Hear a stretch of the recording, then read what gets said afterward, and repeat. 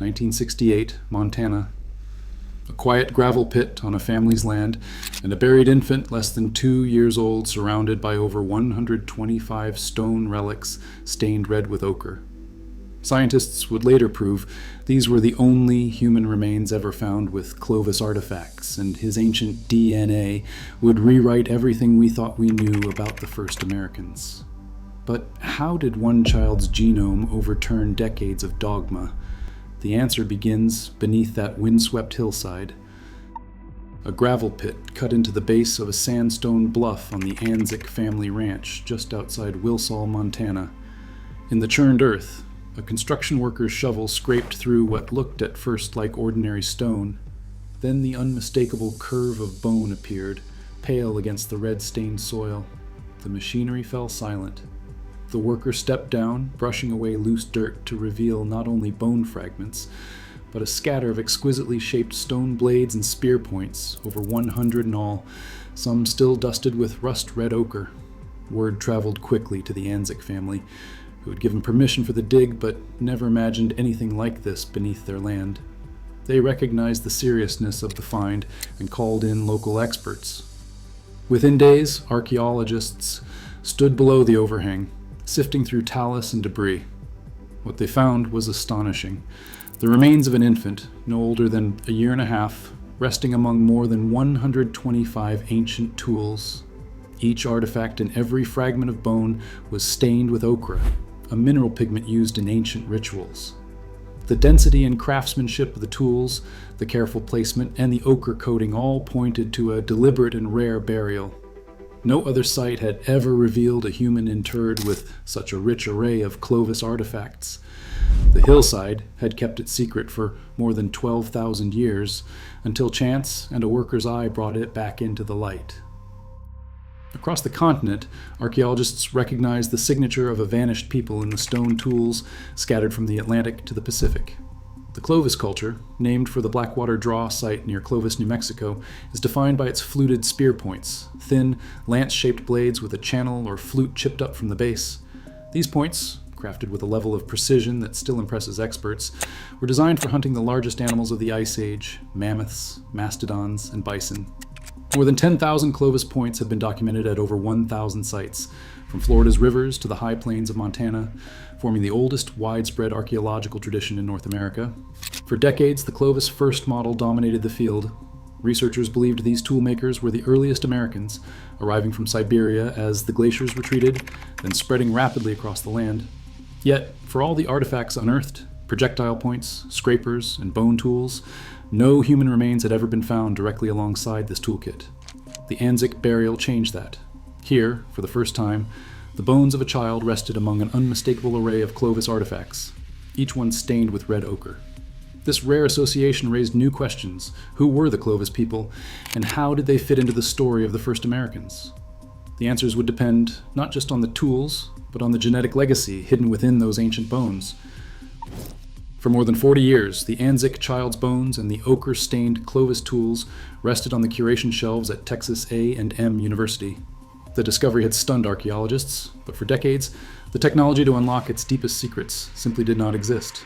Early attempts to study the remains focused on the shapes of the tools and the structure of the bones, while the fragile DNA inside endured cycles of freezing and thawing long before it was ever touched by a scientist's pipette. By the early 20-teens, a new kind of scientific detective work became possible. Next-generation sequencing, machines capable of reading millions of DNA fragments at once, opened a door that had remained closed for generations of researchers. The timing was critical.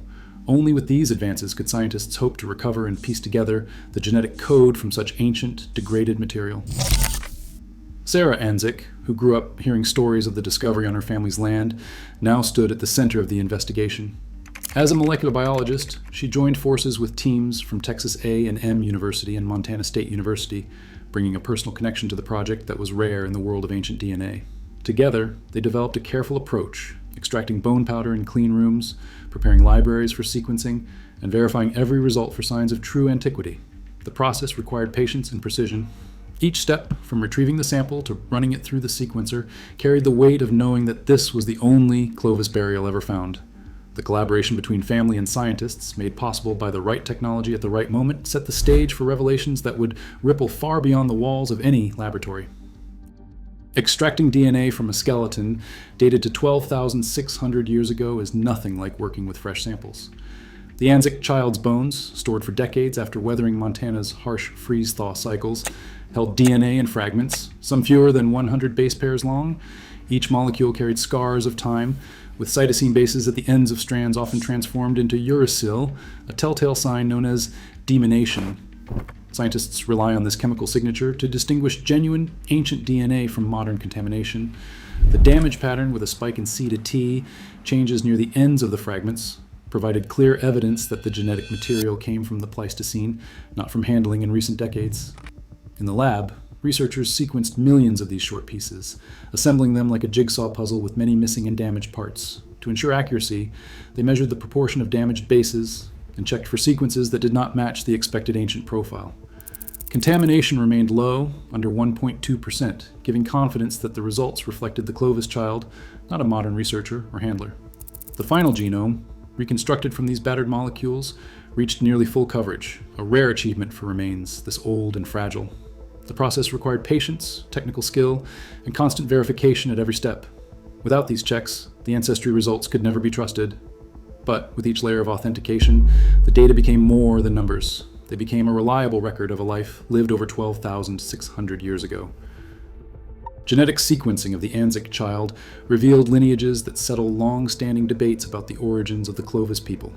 His mitochondrial DNA belongs to haplogroup D, 4H3A, a rare branch still found among some Native American groups along the Pacific coast. On his father's side, the Y chromosome is QL54, a founding lineage that split from its Asian relatives nearly 17,000 years ago. When scientists compared the Anzic genome to populations worldwide using outgroup F3 statistics, the evidence was unmistakable. Up to 80% of living Native Americans, especially those in Central and South America, share direct ancestry with this single Clovis infant. The genome showed no trace of European influence, ruling out the Solutrean theory that once linked Clovis to Ice Age, France, or Spain. Instead, the closest ancient relative comes from a 24,000-year-old child at Malta, near Lake Baikal in Siberia, confirming the Clovis people's roots in Asia. Long before the Anzic child was laid to rest, people had already crossed into the Americas.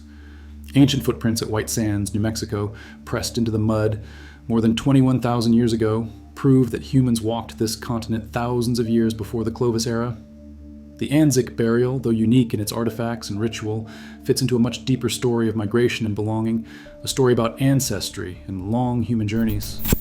In 2014, after the DNA findings confirmed a living connection to Native peoples, tribal representatives from more than a dozen nations gathered near the original Montana site. They sang, prayed, and spoke in their own languages as the child was returned to the earth. The reburial was not just an end to a scientific investigation, it was an act of respect, closing the circle between ancient ancestors and their descendants. In that moment, the past and present stood side by side. Genetic evidence now anchors Native American origins in Asia, not Europe, redefining heritage, identity, and the story of migration itself. As new sites and genomes surface, our shared past keeps shifting under our feet. The first Americans' legacy lives on in DNA and in the questions we are only beginning to ask.